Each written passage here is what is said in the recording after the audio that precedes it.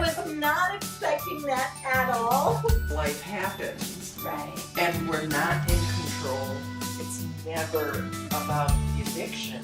It's about we have lost connection. If I just have these great jobs, if I have all this money, then I'll be happy. They're not living their lives how I think they should. How may I serve? Or another way to say that is, what's up?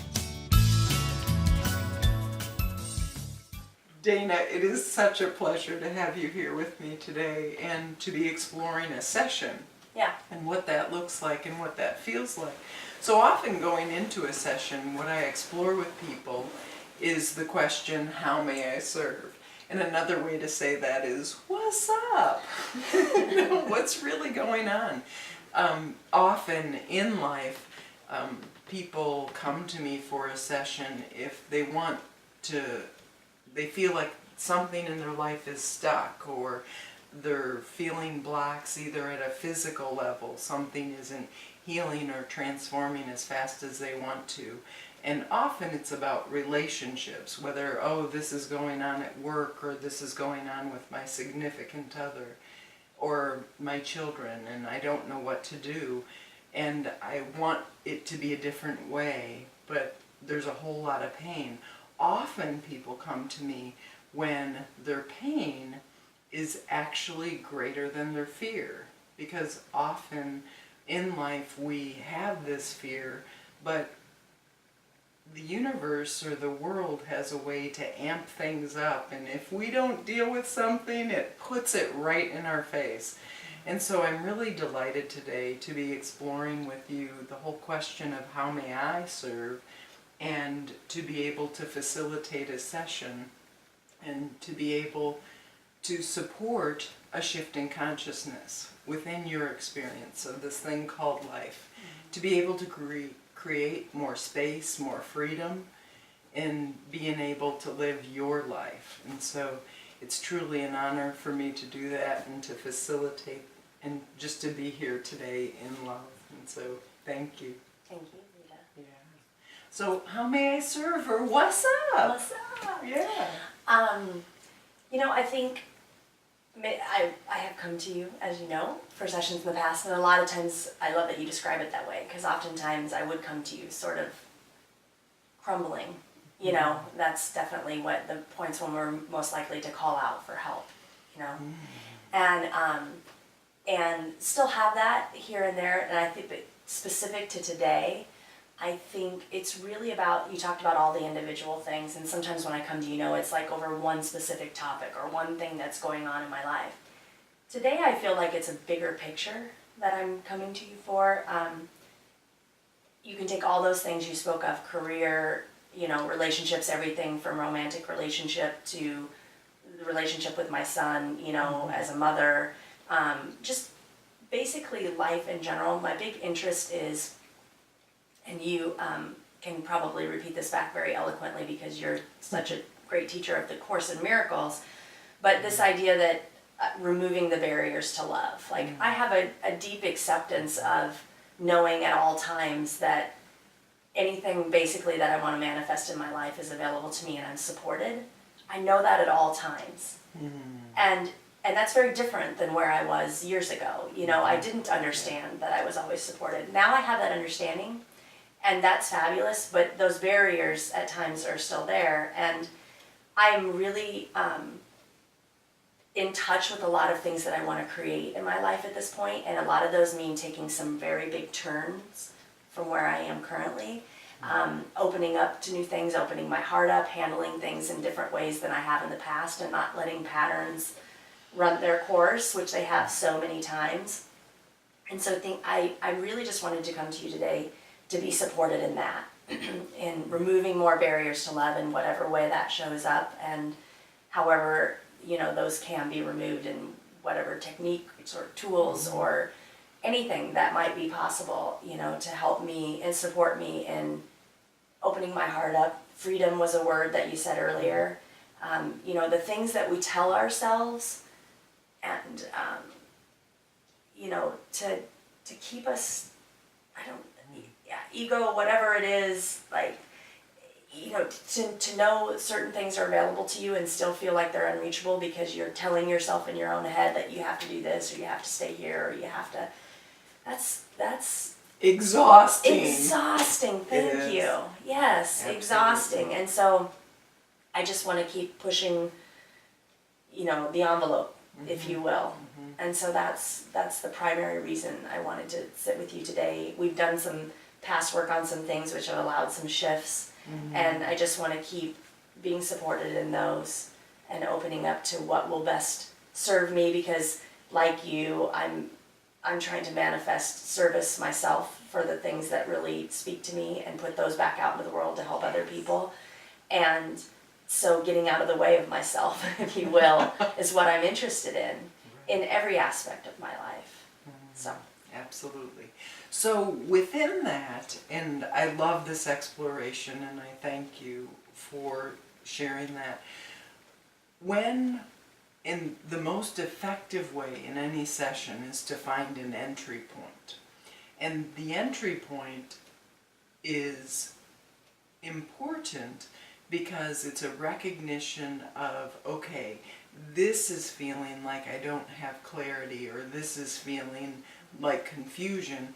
And what we often don't allow ourselves to take in is confusion breeds clarity. So not understanding or even feeling stuck at times isn't a problem, but it is about, okay, how can we bring consciousness to that challenge, to that contraction, so we can shift the consciousness and have a new experience.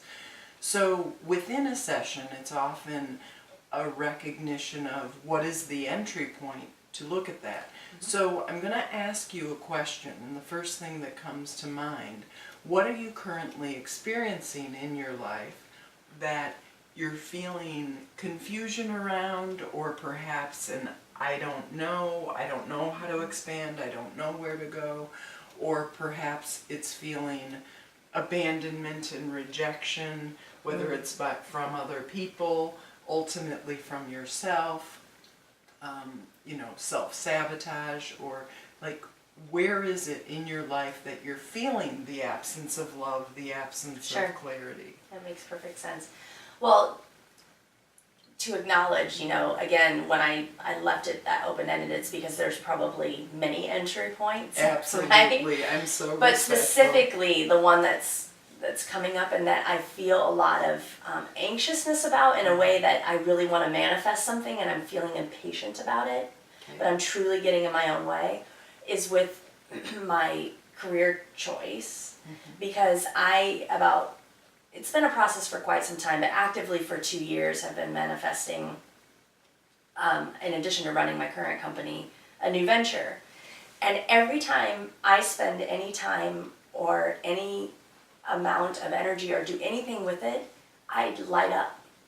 I feel everything good that I could possibly feel. I mean, it's just if I give it 10 minutes, the thing that keeps happening is that it keeps getting put on the back burner constantly. I'm a single mom. I'm in a relationship. I have other things that I love to be fit. I have all these other things in my life that I want to give my time and attention to.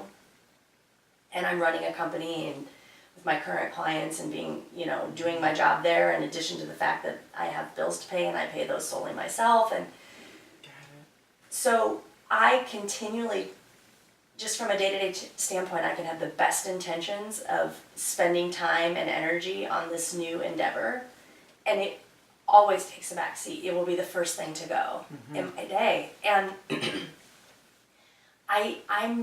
that's slipping through my fingers. Like I've tried coming at it from multiple angles. It's interrelated with everything else in that it feels like I have to give up something to get that, which I don't really believe to be true. And so, I feel like if I put more time over here, and I think this is just something I'm telling myself to keep myself from getting to where I want to go, well, then maybe I'm not being as good of a mom because I'm working too many hours, right? I mean, the stories, right? We all have those scenarios we play in our head, but But I believe that once I'm able to, whatever this is, like take the step or jump over whatever it is that needs to happen here, that everything in all areas of my life can expand. But I'm stuck and I keep going back. Like for instance, I was gonna launch it's an online company. I was gonna launch last week. And all this drama came up in my life that I was creating, and it didn't launch again. And I mean, I've had probably 3 different launch intentions. Right. Right? And Right. so it's like, what's going on here? Like, what's in the way?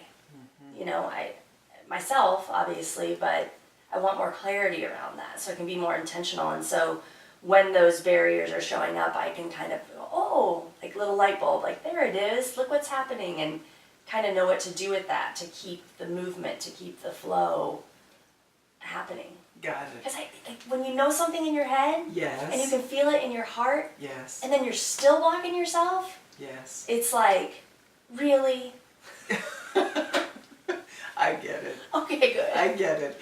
Okay, so Excuse me. first of all, I want to acknowledge the practicality, because a lot of people, when they talk about spirituality and spiritual work, they talk about it at such an etheric level that it's not reality. Sure. This process is so practical. Yeah. And I love that, because it's not about some airy-fairy, if I say a certain sentence enough times, then all of a sudden I'm going to shift and Prince Charming is going to come to my door, or, you know, the sweepstakes and I want it all, or whatever the story is. It's really about practicality and being based in reality. Recently, within the past week, I read on Facebook a piece from Elizabeth Gilbert, who is the author of Eat, Pray, Love. And she was talking about her conversation early on, and she was saying, I don't have time to write. And the woman who was a writer asked her the question, what is your favorite TV show? And I don't know what she referred to. It might have been The Sopranos, but she said, stop watching it. So she told Elizabeth Gilbert, stop watching your favorite TV show and then go ahead and write during that time. And Elizabeth Gilbert said she hasn't even watched the last 3 seasons of her favorite show even to date, because she has transformed her way of thinking. So the whole thing about, I truly believe that there's time for everything, is a myth. Got it. Yeah. So, right, the reality is we have 24 hours a day. And what's so humbling, and I hear my mom's voice coming to mind, is the recognition about balance and what that means. In any given day, in any given moment, I can have balance, and I feel so good about what I'm doing for myself physically, mentally, and emotionally. 5 seconds later, it can be so humbling, because I've lost it. A lot of times in A Course in Miracles, when I was facilitating those classes, it was so fascinating, because we would joke about the Holy Grail. I've got it, I've got it. Yes. And then all of a sudden the lights are out, you've dropped the Holy Grail. And another way to say that is life happens. Right. And we're not in control. We don't know what to do, and we're groping around, and all of a sudden we find the Holy Grail, we knock the dents out, the lights come back on, and we can move forward. Yeah. So the reality of, in the practicality of, I can have time for it all, it's like, well, practical. We have 24 hours. And within that, there's a recognition of, for myself, I'll just give you a little bit distance from yourself and use myself as an example. I know if I don't get exercise, I don't feel as well. And so, in order for me to truly serve people in the best, most present way that I know how, I know that the food that I eat and exercise and being able to have downtime and just Jill, if you will, is in a really, really important formulation as far as what I do and what I can bring in my equation of how may I serve people in the world. How can I do my thing?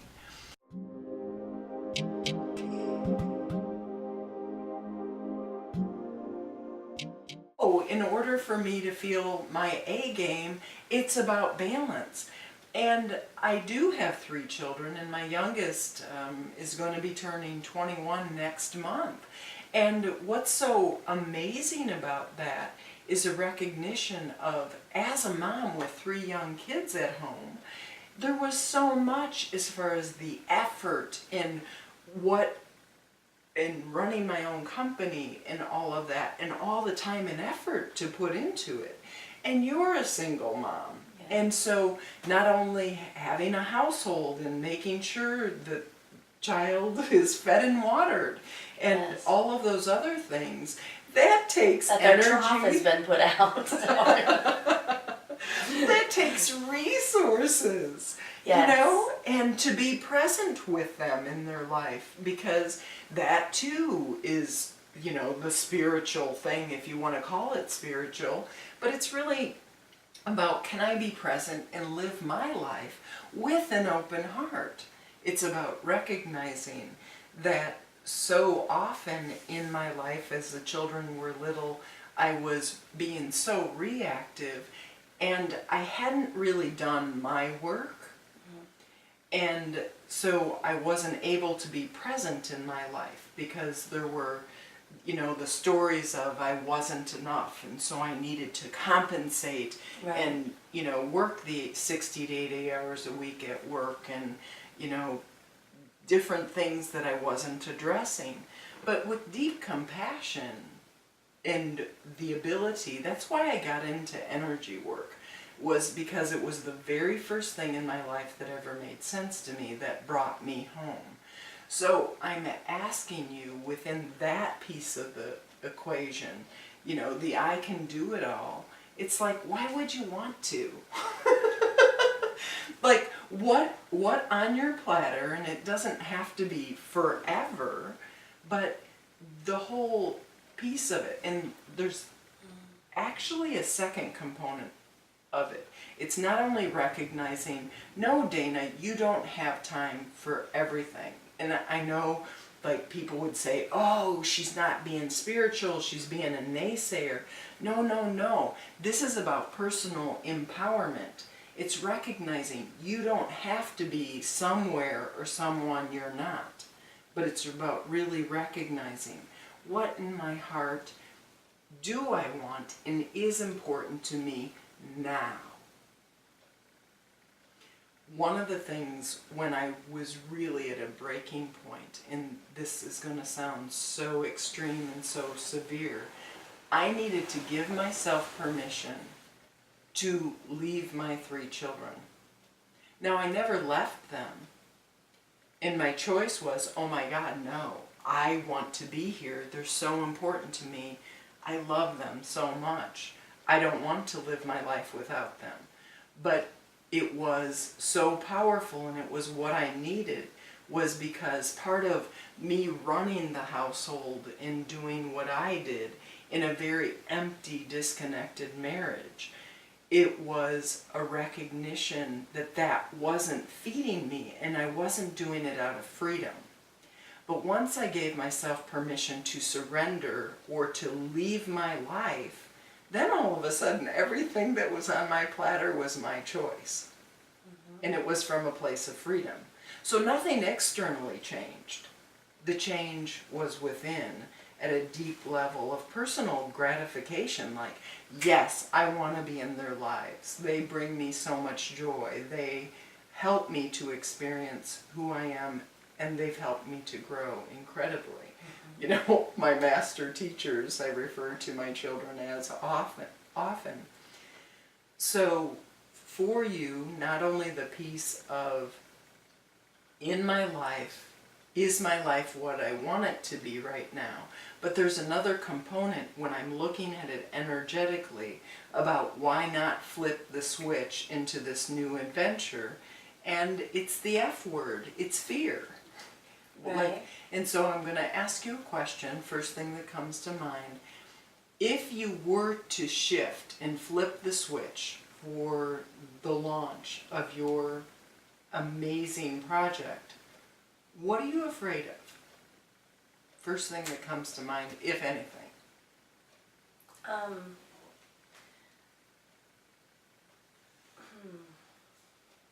Because what if it's not a huge launch all of a sudden that millions of people are aware of, and it's like a soft launch, if you will. Yeah. It's up, it's going, it's alive, and maybe it doesn't have a lot of... I think I'm putting a lot of pressure on it to be, you know, again, the supporting my family, which is me and my son, you know, is there, and I've done the same thing for 20, years now, to where it's like, okay, so if I give this the energy and the time, and this isn't providing income, I mean, that's a real tangible concern, right? Absolutely. I understand. So that's there. I don't know that that's the main premise of it.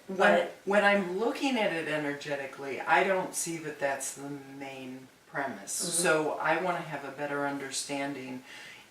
What is the reality of what a launch means from a consumption of time and resources? Will it require 40 hours a week? Will it require your nonstop intention? I think that I always have, I tend to be a person that's like go big or go home.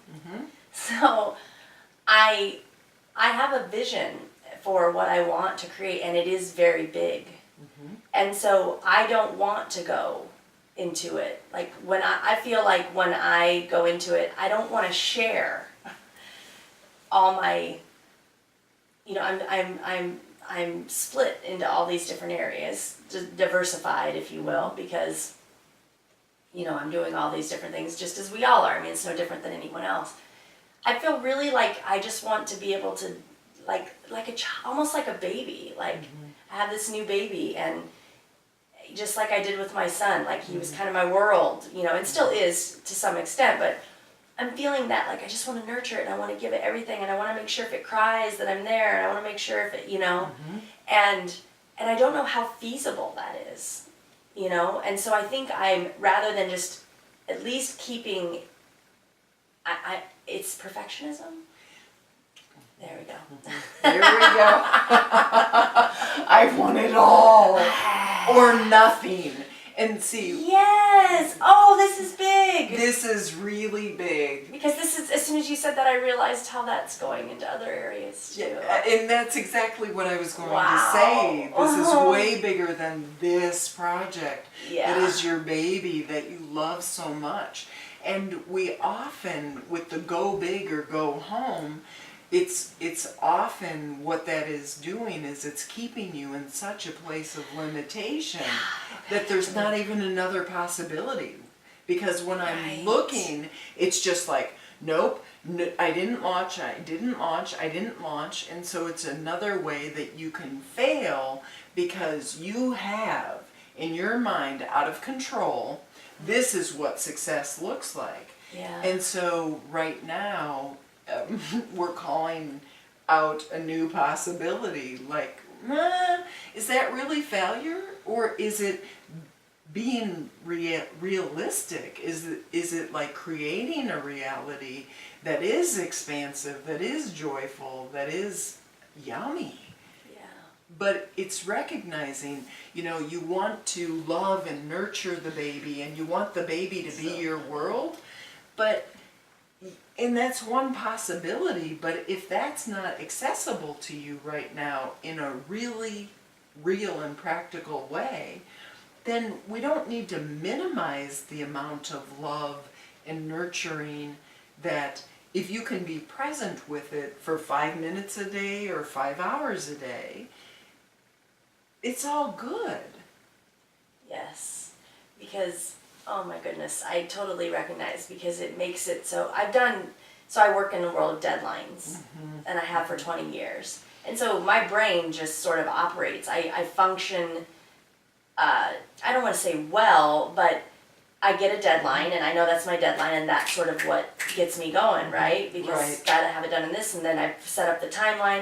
And that's exactly, it's so funny because I did that now with this new launch and then what's happened is that I haven't met my own deadlines. So I've continually, it's kind of taken a hit every single time I don't make that deadline. But it's so funny because it's like, I don't want to manifest something, I kind of want to be away from that world of like, deadlines run this constantly. Not that time, doesn't serve a purpose and helps guide us and all that good stuff, but I realize I'm just taking the application of what I've done in one area and in an entirely different business and form, I'm taking those same things and trying to apply it, and it's not really serving me very well. So if I keep the premise and the idea of just knowing how good I feel when I spend time with this, Exactly. making room for that in my life because it feels good, Yes. then let it more organically and naturally come to fruition, and that keeps my heart open and my mind open to be supported and to know which directions to take rather than I feel really clenched down. I mean, if I had to explain it energetically, that's how I feel about it. Very clenched down and like sort of balling up my fist and being like, okay, ready for impact. Absolutely. Right? Recently, I was at a restaurant and I just so deeply appreciated the conversation because it was between two people who are both in the restaurant industry, and they were talking about, yes, we're doing a soft start. And within the soft start, what that means is they're only open for lunch, they're doing their thing, and then eventually they'll add working at, and what they're doing is they're working out bugs in the kitchen, they're working out, what different things within their offerings and the menu and cleaning it up and getting it tight and going.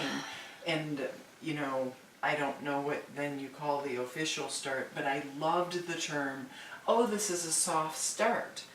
And really all they're saying is we're accepting that we're kind of in a test environment, and yet we're making it more real. We're taking it to the streets. We're inviting some people in who, friends, family, and expanding that into Right. more people knowing, okay, we're open for lunch. And they're getting quite full and quite popular within the requests, but they're just using it to expand in a place that is a little bit more gentleness and ease, getting staff up to capacity, training yeah. people, than it would be if you go big and go home and get completely consumed and thrown under the bus. So because you are in a new industry, there's so many things that you don't know yet. Like you're learning and you're expanding. And some of them, if they're anything like my life, you don't even know you don't know them yet. Right. Right. So it's the education. And there's a recognition, and I love that you're already so connected with, when I work on this, it brings me such joy. And I feel like, yes, game on. This is what needs to be done. So what if we recognize that that feeling, isn't that ultimately all we're going for? Yeah. Is to know, oh my gosh, game on. This feels like in alignment, in a level of authenticity for myself and my life. Yeah. And so not taking it to, yes, there is the possibility of what it will be and what it will grow into and what gets created, which can be a part of the smile on our face today, because possibilities are just yummy, they're delicious. They can also be scary and frightening because possibilities are in our future. And we can't necessarily ever feel safe in our future because our foundation isn't in our future. Our foundation is here and now. So if in here and now I can keep my heart open and I can recognize, game on, oh my goodness, this vision is so delicious to me, this possibility. And have the open-hearted connection with life and the presence in it, that's a really big deal. That is a really big deal. I love the soft start. That will just so resonate with me. Thank you for sharing that story, because just, I have a tendency to have an edge. Like, just, I forget to be soft. And soft to me, when I'm reminded of that, and I think you've reminded me of that at different times in my life for different things, but, and it's so funny how often, I mean, I do need to be reminded. I get it. It just, that feels open to me when I say, when I hear that soft, it's like I take all the pressure off, or I give myself space, and I feel like I can breathe more, you know. So that feels like a lot better way to come at it, and I'm having so much fun with it. So when I think about it in terms of the deadlines and making things happen in a certain way and on this timeline, it kind of zaps it of it, that feeling for me, you know. And not that there isn't an element in running something where planning and things can be good, but if it's zapping me of the joy that is the original reason I'm doing it, then it probably doesn't make much sense. Right. So I think that's the big thing, you know, whether it's a relationship or it's anything new that you've opened yourself up to in life. I feel like I want to, as much as possible, not bring the patterns of what I've created in my past to those new things, because those things show up, you know, and there's joy around it, and there's openness and growth and expansion and all this stuff. And then you bring in these things from your past, and then it's like, you know, it's like the bicycle chains going, and then and so that's what I want to keep in touch with when that happens. You know what I'm saying, is, oh. And so hearing that soft, it's like, oh, that's right. Don't try to make it, don't try to form it, don't try to, you know, turn it into something specific, just stay in the flow of it. Gentleness and ease. Yes, thank you. Yeah, you've said that to me. Is such an important concept, and really, for me, because of my background in history, for so many years I came from a place of my mind and the fear of not being enough and need to go big, go home, go hard. And no matter what I did, it wasn't enough, because there were more things that were added to the list, or more things I didn't know about in life. And the concept of A Course in Miracles that really just resonates so deeply with me years ago when I heard it, and also today, is I don't know anything about anything. And that concept just gives me permission to be gentle and to recognize, okay, life is an exploration, and whether it's something I'm experiencing emotionally that gets stirred up, recognizing it's all good, it's okay. And if there's something that's being stirred for me that feels hard, or feels like, no, I need a big start. Well, maybe the big start is just having the system up and alive, and you don't tell anybody about it except maybe a handful of close friends, and people start looking at it. Maybe that's the worst idea in the world because of people being naysayers, and you don't need that kind of energy. Maybe that means you be selective of who you do share it with, you know, very intentionally, what you're asking them to do and to look at and to facilitate. It's all good, but it's about the resonance. And it's so important too to give ourselves permission to do it wrong. Right. Right. That's funny. That.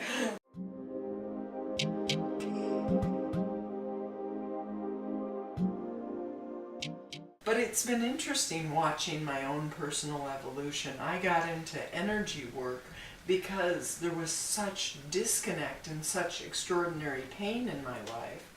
And I felt like this was the first time in my life I could really, in a form, go into what what is the truth? Like, honestly, like, let's look at the truth. So the truth for you of recognizing, oh, right, I'm kind of hard on myself sometimes.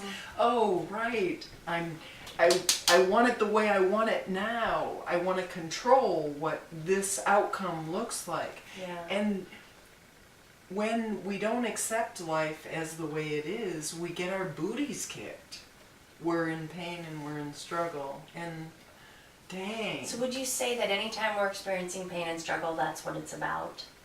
I mean, not in a physical sense, right? Like a tornado could hit and, you know, right. I mean, there's those aspects of life. But in terms of like, because the thing that keeps popping up in my head while we're talking about this is self-sabotage.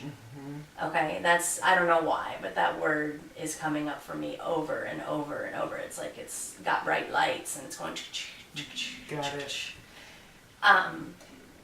So would you say that's kind of...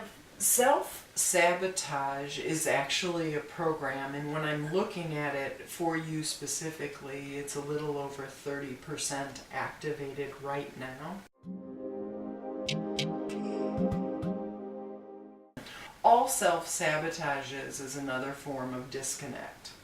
Okay. It's when we're connected with fear, but we're taking it and ultimately, based on our current level of consciousness, you know, often we're not conscious of self-sabotage even. It's something that's within our psyche, our unconscious and our subconscious.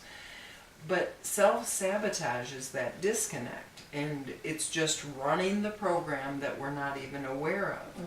But once we become aware of, oh, there's an element of self-sabotage, it's about bringing that into present time.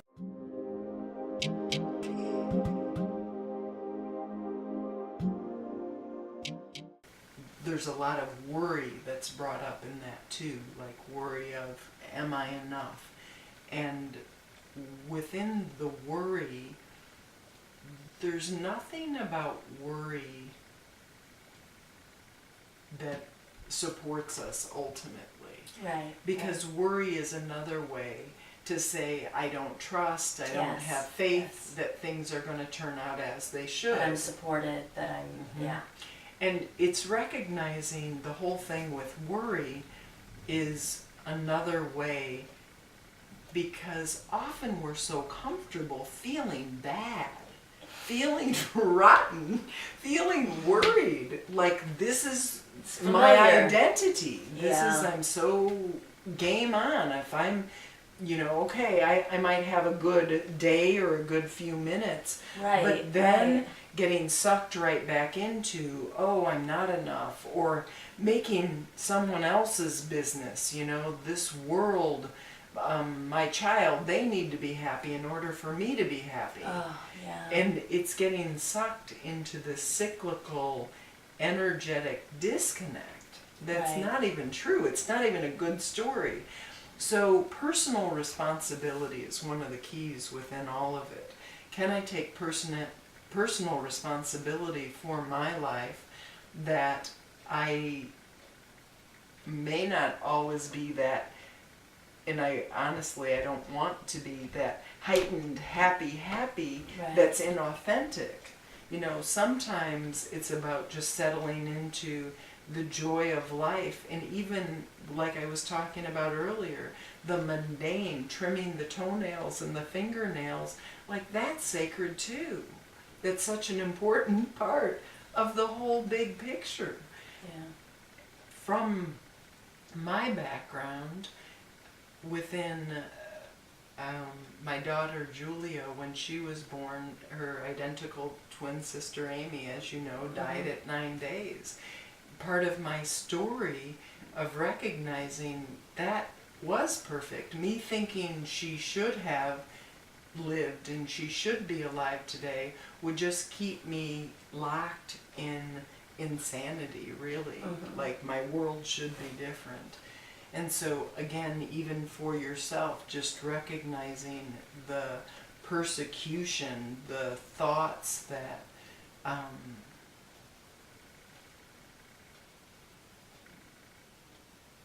we were addressing as far as what's stored, the self-sabotage. It doesn't need to be like that. at all, but it is. And so it's important to acknowledge I'm experiencing this.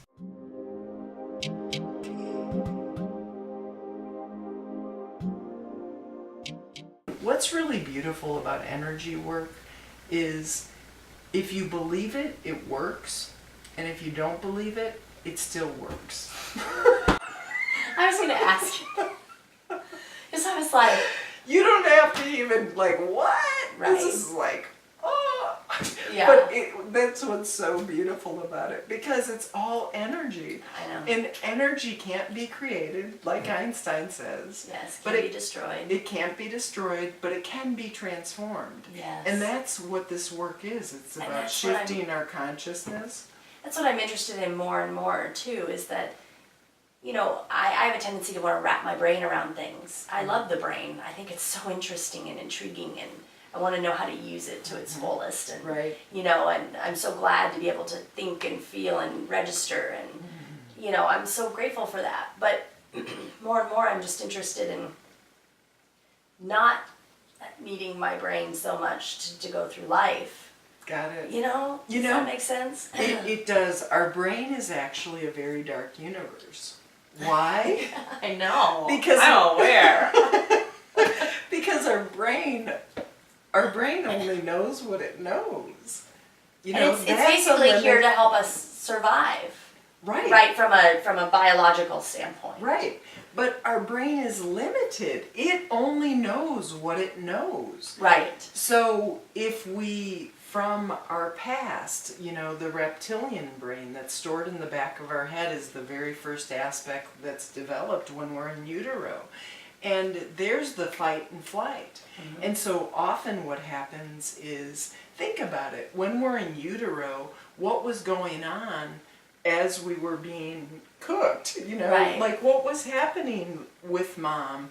And if mom is upset and the environment doesn't feel safe for her, all of those impressions are being made on us as we're developed. Mm-hmm. And it's not making it wrong, but it's recognizing the reptilian brain and the baby is getting ready to the world that they're going to be born in.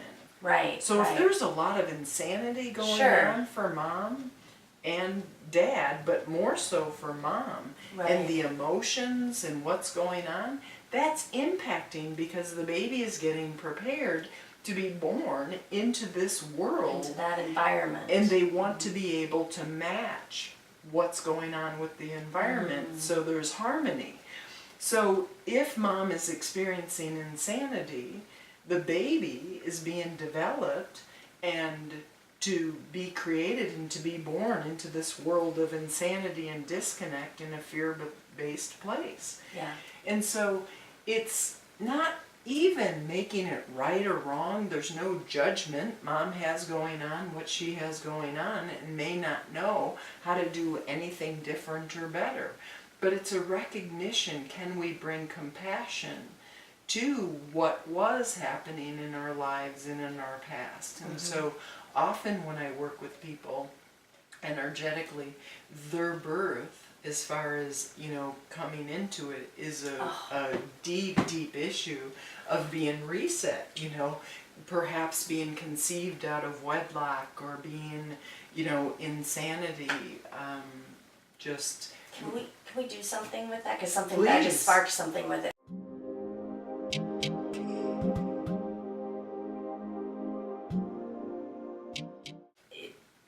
Came to my mind because you were talking about the baby and in utero and how we bring those experiences and everything. And so just another aspect of being open to energetically shifting some things. I have some physical things going on right now. I've had them ever since I gave birth to Street, and I had what I would consider to be a difficult labor.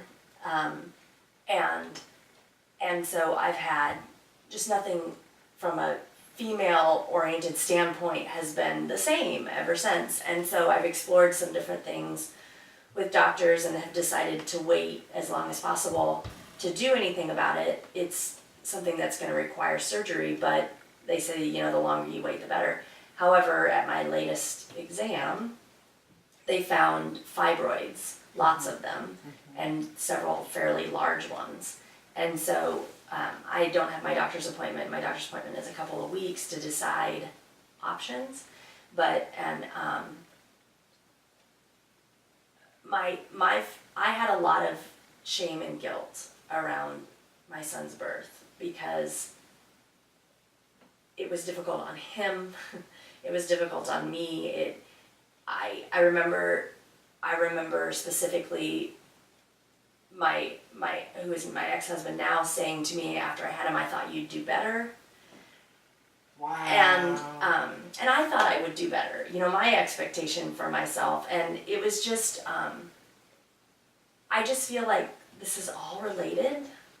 So I had this physical stuff going on that is fairly fresh and new, and some of the thoughts that have come up around it for me have been that I do think that the physical is often tied to some things, and I'm interested in exploring that.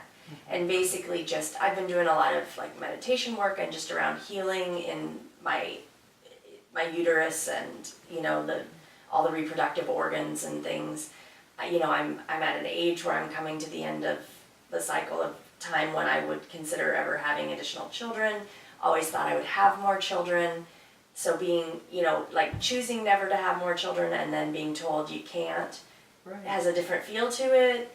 And so there's just sort of some stuff rising up and some realization that maybe there's a lot of healing that still needs to happen, having to do clear back to my son's birth, which was 12 years ago, you know, and just really wanting to open up to that all being healed, you know, and so this can all play out the way that it needs to play out, and I'm, again, not getting in the way of what is naturally taking place here, so. Got it. When I'm tuning in to what's going on within the feminine parts, within your uterus, within the fibroids, honestly, the very first thing that I get is sadness. There's a whole lot of sadness within it.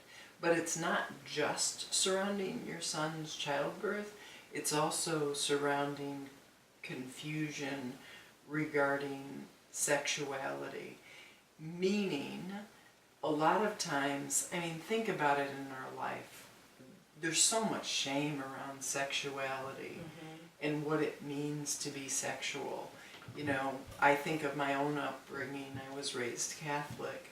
And it's not making any religions wrong, but it's recognizing the shame and don't have sex until you have this piece of paper. And then all of a sudden you walk down the aisle, you get a piece of paper, a marriage license, and then all of a sudden you're supposed to be good at it, and you even know what it means, or if you did have it before, the shame and the guilt that's associated with it. And yet sexuality is such a big part of our life. I mean, the moment we're brought into this world, what do we want to know? Is that a penis or is that a vagina? Yeah. Do I have a boy or do I have a girl? And so there's a whole lot of confusion regarding it.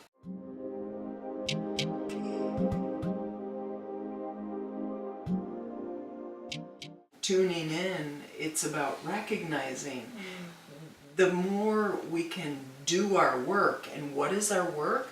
Anything that doesn't feel like fluidity in love. Anything that isn't alignment with an open heart. That's our work. That's the personal responsibility of really moving into a place of, oh, there's a new way to look at this and to see this and to experience it. Master Lin from Spring Forest Qigong talks about how 80% of stuck in limitations in our body are due to held emotions. I agree. And another one of my teachers, Jonathan Parker, and a whole lot of other people out there, there's so much as far as if they're stuck emotions that they do convert into disease in our body. And so the more we can be aware of that. But the way to transform that is to meet those places of pain and those held emotions. And what we don't realize is those emotional charges that are stored in the body are so deep and so visceral. And in order to meet those and to experience the release in emotions is so incredibly powerful.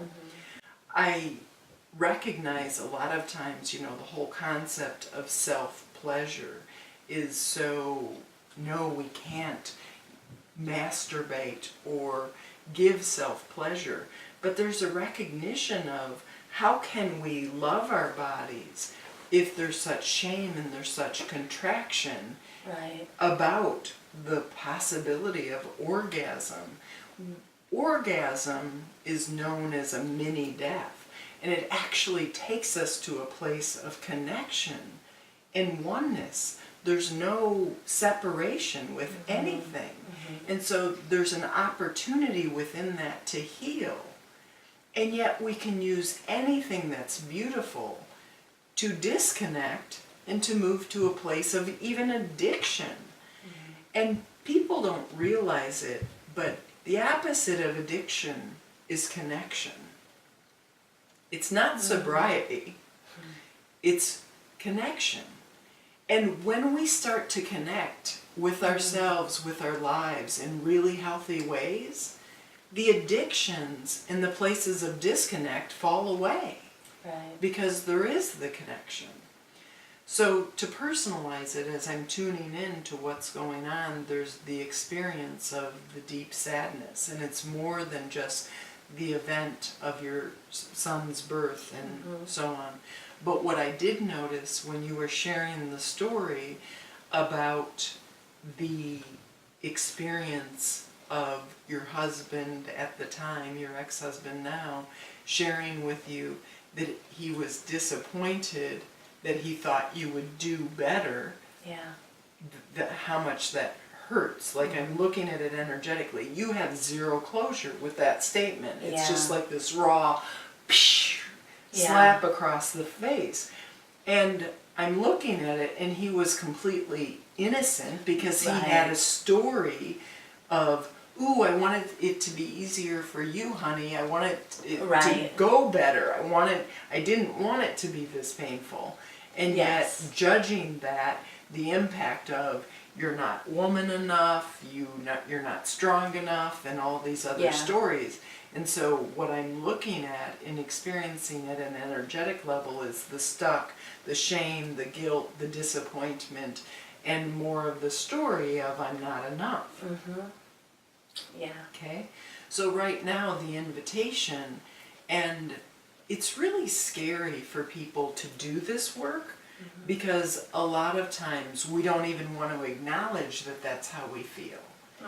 And so we end up carrying it around as baggage because we want to avoid it. We want to pretend it isn't there. We want to deny it.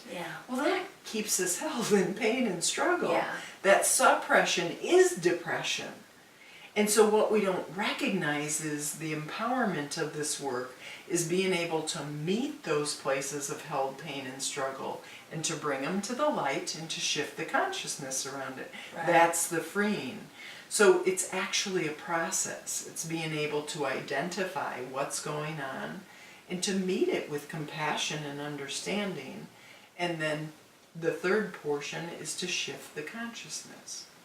So regarding this, it's really an invitation for you right now to just sink into and to take yourself, knowing you get to keep one eye on this present moment of now, knowing you're completely safe, and take another eye, if you will, and allow yourself to go to the place of your ex-husband telling you he's really disappointed in you, and to sink into that feeling that you've wanted to avoid, that has felt so shameful, so awful, and feel it from the tips of your toes to the top of your head.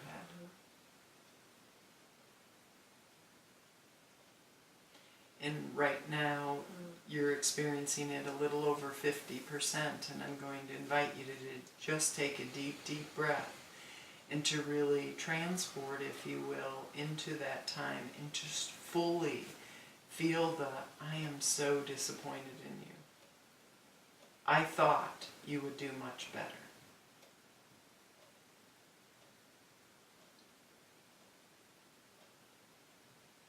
Like the pain that you were experiencing was wrong, and you're right there. I can feel the rawness. And so this is the place. So we're taking this pain, we're bringing it completely into present time, and just stay with it. We're not trying to jump to any conclusion or I have happy. Stay in the pain. There you go. And breathe into it and sink into it even more. And right now, Dana, allow yourself to visualize a golden ball of light above your head, 50 to 75 feet in diameter, and use that golden ball of light as a light of purification. And connect with the intention of calling your energies back from that time, 12 years ago. You're giving birth, you're certainly feeling completely out of control. And all the judgments of it shouldn't be like this, I should have acted differently. They're aspects of fragmented energy. They're emotional charges that even today in your life are kicking your butt because they're still there.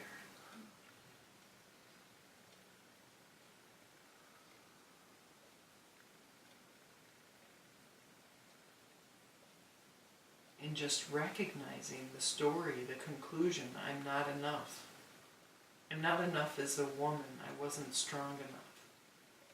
That isn't the truth, but that was the feeling. And so stay with that. As we bring more and more of that into present time.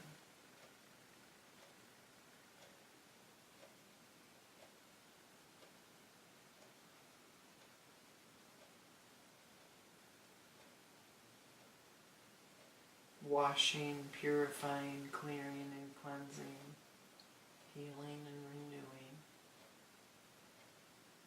And recognize all the judgments and criticisms as we bring even more into present time. And connecting with a new possibility of seeing the experience in truth.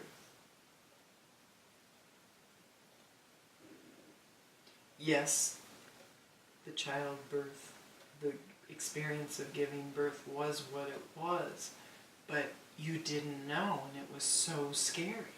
Like, how do you prepare for that?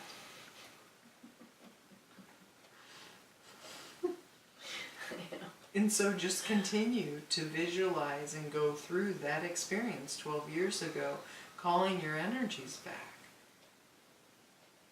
And I don't know about you, but even though I had nurses coming in from time to time or doctor coming in at the last minute, honestly, I didn't feel like I had support of someone who was there for my heart and there for the emotional side of it at all. And it's not even making my ex-husband wrong or anything along that line.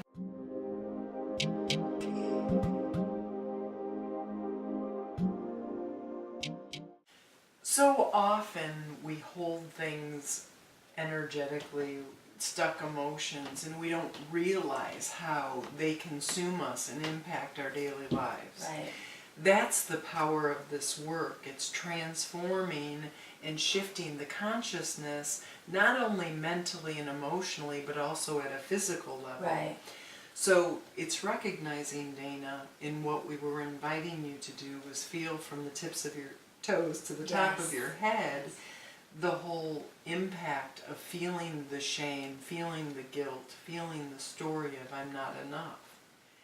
And it's very counterintuitive. What I've been avoiding that for how many years? I've been avoiding that for all of my life. Right. But all of a sudden, in summary, it's a recognition that the way to shift the consciousness is to meet the pain, to meet the feelings of littleness, to meet the feelings of I'm not enough, Right. I'm inadequate, I did it wrong. And to really Which is bring... coming into being afraid to do anything else wrong. I see the link between everything we've talked about, which is, when you're living in a shame of I did something wrong, Got it. I'm bringing more of that into my here and now, which is I don't want to take steps for fear that I'll do something wrong. Exactly. I won't do it right, I won't do it. Wow. Absolutely. So, Oh, wow. the invitation and the power of this work is infinite. Right. Because it invites us to go in and there's no ceiling. Through recognizing, oh, I'm triggered about this point, or I'm feeling pain and struggle here, it's not about making whatever we're experiencing wrong. It's about using it to shift our consciousness and to heal. Right. And maybe the external changes and maybe it doesn't. It's not about the external. It's recognizing that truly world peace is an inside job. So it's about going into the held pain and struggle that's in the body and being able to bring it into present time and being able to bring compassion and understanding and consciousness to a whole new level and to release the emotional charges of disappointment and I'm not enough and all of those stories. Mm-hmm. So it's shifting it not only mentally but also emotionally as well as physically. Right. It's been interesting too seeing people who have experienced doing this work and then all of a sudden losing weight or opening up to another shift in because the held self-hatred and different things that get stored. It's even recognizing that often when we experience abandonment and rejection, that it's really a recognition we've been abandoning and rejecting ourselves. You said it. Mm-hmm. So the power of this work has given me my life and the beauty in being able to share that with others, in being able to experience and have a new experience within their own life. Yeah. That is more authentic and living in truth is so expansive. It's so yummy. It's the exact word I was thinking in my head. Yummy. Yes, absolutely. Awesome.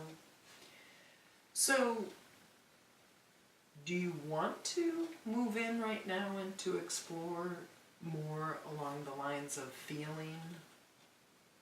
The feelings that are held there emotionally? Sure, if timing-wise, you're feeling good about where things, we might lose video at some point, but yeah, absolutely. Okay, let's do that. Okay. So, you had started to do it earlier, but let's Yeah. just go ahead and move into it now. Okay. The aspect and the invitation, Dana, is to feel into your abdomen. Just really connect with that time 12 years ago. Here you are, fully pregnant, 9 months, and ready to give birth to this beautiful child. And recognize the fear that's there. Even before things started going out of control, if you will, just the fear of, oh my God, the experience my body is happening. Just really allow yourself to sink into feeling the fear. One thing that I keep noticing as I'm tuning into it is out of control, out of control. Like I feel out of control. Does that resonate? I think until I had a pretty good illusion going that I was very much in control. And when the pain level and the way that the labor went down, I quickly realized I was not in control. And that's when I got really scared. I had an illusion, a pretty good illusion built before then, right? So it didn't leave any room for anything other than how I was envisioning it in my head, which was perfection. It's gonna go so good.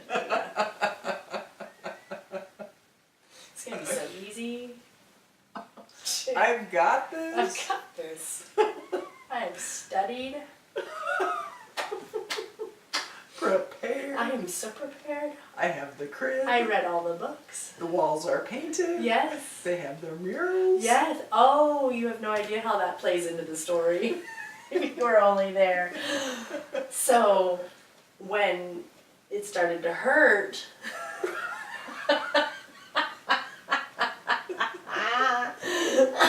it was like, wait, this was not part of the deal. And it's a hurt beyond hurt. And I was stubborn about it had to look like I wanted to look. So I wasn't open and receptive to any other, and I was just very ill prepared. and you know, so that's when the fear set out. And it wasn't just fear, it was like complete out of body experience, panic. Shutting down. Yeah, I grabbed a nurse by the shirt. They had to pry her away, you know, that type of thing. Wow. So visceral, like, I'm gonna die here. Right. Yes. I get it. And then hearing, you know, also, I think there were even some nurses that said, well, you're a marathon runner. You should be able to handle this. You know, things like that. Yeah. And it was like... Like there's any pain in the world that compares to childbirth. Wait. I'm not sure, but... Yeah. For me personally, that was probably the biggest grueling process I'd ever been through. Right. So, Right. so yeah, I think that's when the fear set in. I think I had a pretty good illusion built up prior to that. So. Got it. So did you think you were gonna die?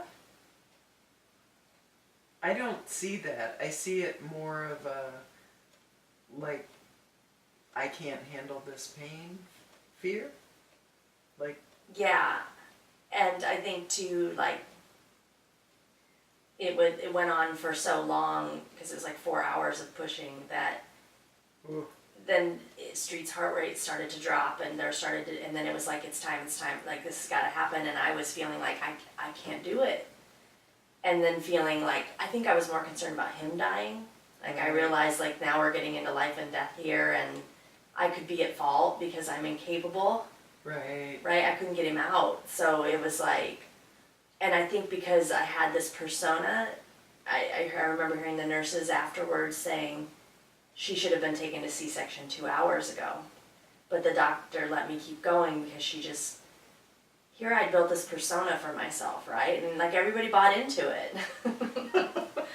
Let's let her have her experience. Right. And so, not that that's, I'm just saying that I created that, right? And so. Out of ignorance and not knowing any different. And I think this is a really important point of it, though. It's recognizing our innocence in our ignorance. Yeah. Like, you had game on, this is the way it's going to play out, and then it wasn't playing out that way. Life was doing life. Yeah. Funny how that works. I know. And so the question keeps coming up, can you forgive yourself for not living up to some story that couldn't even, obviously, be any part of reality? Yeah, I mean, it just seems so... Your psyche just responded and said no. Like, can you forgive yourself? Is that a possibility? No. There's this condemnation. I'm looking and working with your psyche, like your belief universe, and it's no. And when I'm making an inquiry, why can't you forgive yourself? It's not possible. And when I'm asking and digging deeper under the layers of why is it not possible, because then I'll be off the hook. And so then I'm asking your psyche, off the hook from what? From making myself wrong. So the story is, it's really important to you to make yourself wrong within the exchange of the way you gave birth. Like, it's important for you. So Dana, first thing that comes to mind, if anything, why is it so important to make that experience of childbirth, that level of pain, wrong?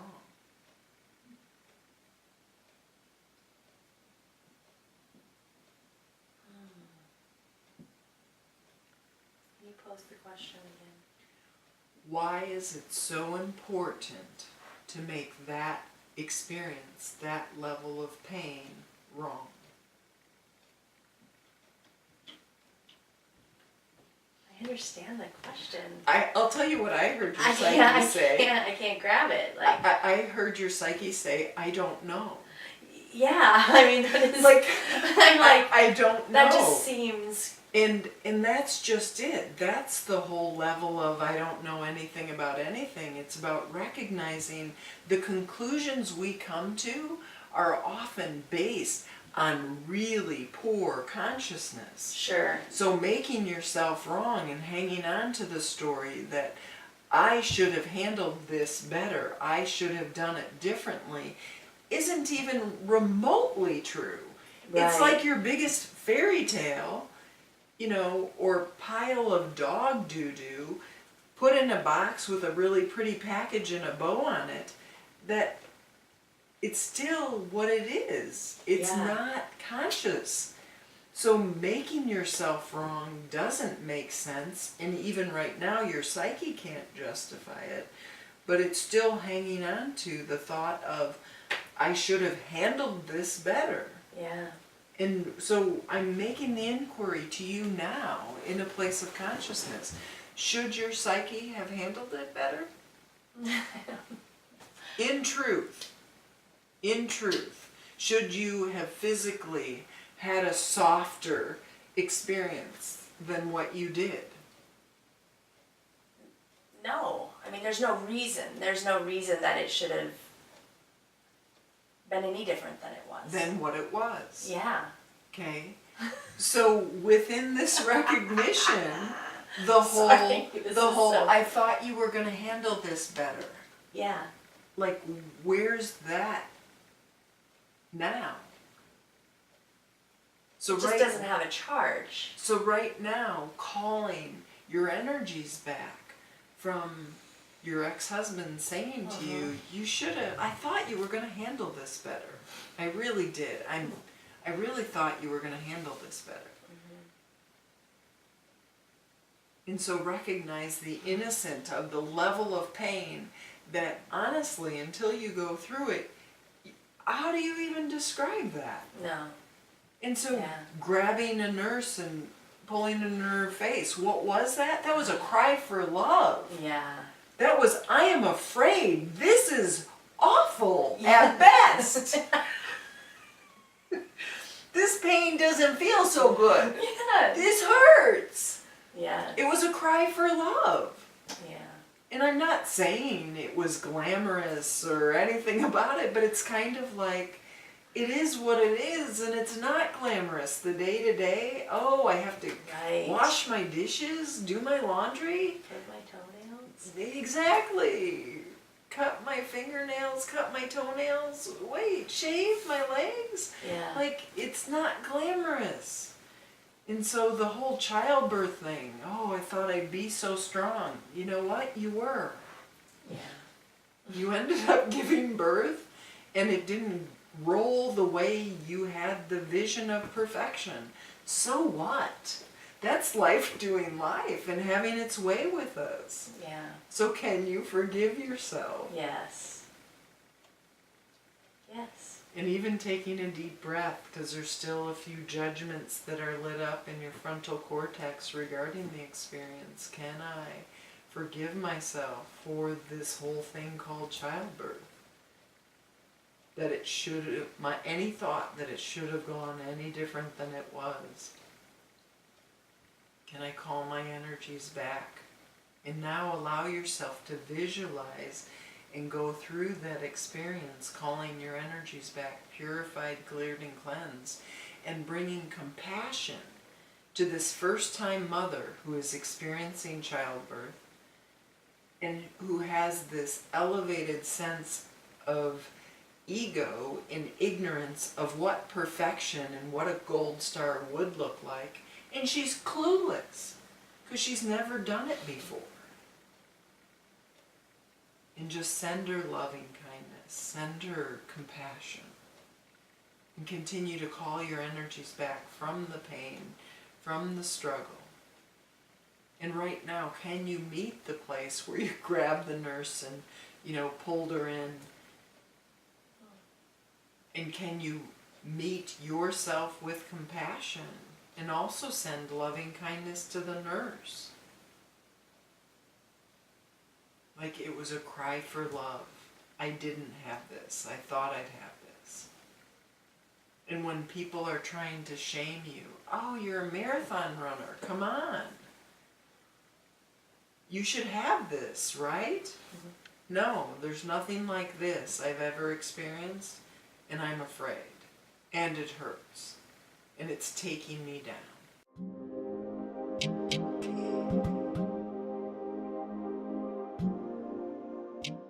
I was sharing a session with a client who was actively dying. She had stage 4 cancer. And we were well into the session, and I shared with her, what is the gift of cancer? What has been the gift of cancer for you? And she just got this huge smile. And she shared, cancer has given me my life. I no longer do anything I don't want to do. And so it's not about, oh, if I die, it's wrong. I've done research. 10 out of 10 people die. It's what we do. But it's about recognizing that life is to live, and a part of the life and the expression of life. This is all part of it. It is all part of it.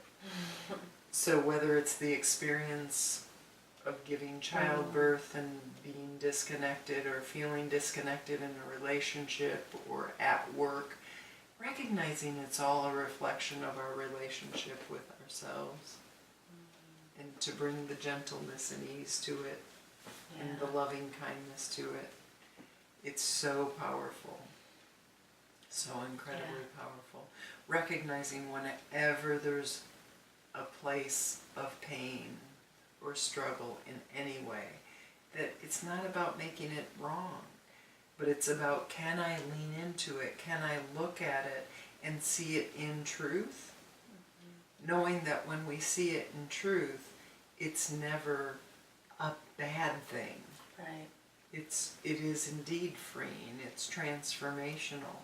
But if I have a story that the way it's playing out is wrong, or that it should be another way, that's where the pain is. Which is where all the pain points were in all of these examples. It wasn't in the experience itself, except obviously there was physical pain during the childbirth, but where I was really getting tripped up was in what I believed to be true, or where I was failing in these things, or my judgment about, which you brought up judgment earlier, and that brings it back to it, how I'm holding judgment about how something should play out, what it should look like, what my part should be in it, how good I should be at it.